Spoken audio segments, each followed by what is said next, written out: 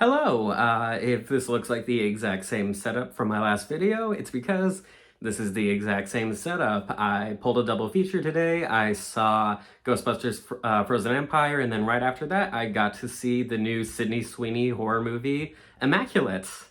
Now, Immaculate tells the story of a young nun played by Sydney Sweeney who moves to Italy to join a new convent, and shortly after arriving there, she becomes pregnant, seemingly by immaculate conception, and everyone at the monastery thinks that it's a miracle.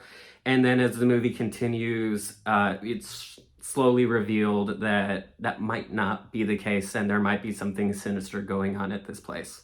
Now, walking into the movie, I didn't know that much about it. I saw a trailer for it a couple of months ago, but for the most part, I tried to stay away from any plot synopsis, any other trailers that might have come out, any marketing. I wanted to go into this movie as blind as possible because I love Sydney Sweeney. I think that she's a great actress. But a while back, I actually read this story about how this movie was supposed to be made a long time ago, and then production didn't go through for whatever reason. That happens a lot in this industry.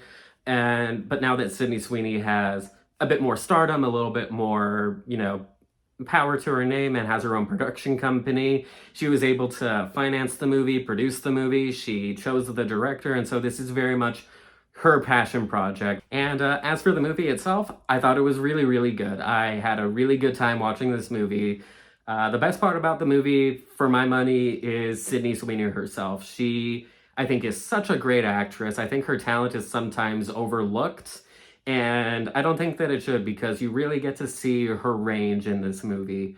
For the first two acts or so, she's giving a really quiet performance, a very subdued, subtle performance, and leading into the third act, and then especially as the movie comes to a close, you really, really get to see what she's capable of, again, without it giving anything away. But in the last 5 minutes of the movie, I was just blown away by her. She is incredible in this. But also, I feel like this movie has a really good grip on atmosphere. From the second that she arrives at this new monastery that she's going to be living in, you kind of get the vibe that something is off. Something just doesn't feel right. It doesn't feel like a place like this should feel. The women there, the men there, they don't really feel like typical priests and typical nuns, and it just kind of creates this level of uncertainty in the air that never really lets you get away from it. Does a really good job at keeping that consistent tone of tension throughout. That is until the last 10-15 minutes, when the big revelation happens, and then after that it goes completely bonkers crazy. And the reveal of the movie, I'm not gonna lie, is probably gonna be the thing that divides the audience. I think some people are gonna love it, some people are gonna absolutely be turned off by it and hate it. And those are my favorite kind of movies. I love movies that just go for it, aren't afraid to go unapologetically crazy at the end, like movies like Barbarian or Malignant. This is very much in the vein of those. But again, I do feel like that is going to be the dividing line with audiences. I think that if you have a weak stomach, if gore upsets you, if you're easily, put off by really grisly images and really grisly suggestions about certain things that might have been going on throughout the movie, I feel like, the last act might lose you, and I feel like this might not be a movie for you. I also really liked the supporting characters in this movie. There's not a lot of them. It's a very, compact cast here. But she makes friends with this other nun that recently arrived there, and I thought she was really great. I loved her backstory.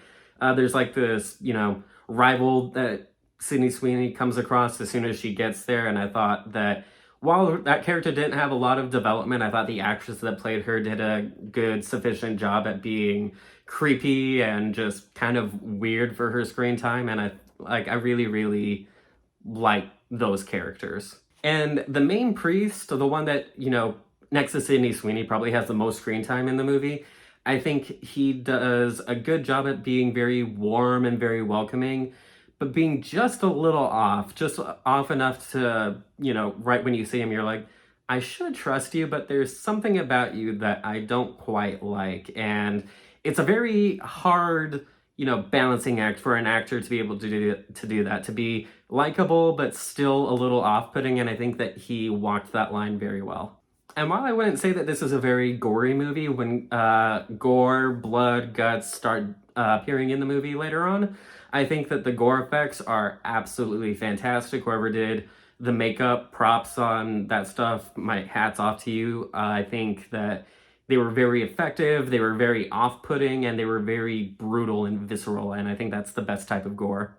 With all that being said, though, I don't think that this is a perfect movie. I don't think that it's even really a great movie. I think it's a very good movie, but I do have some issues with it. The main issue is the pacing.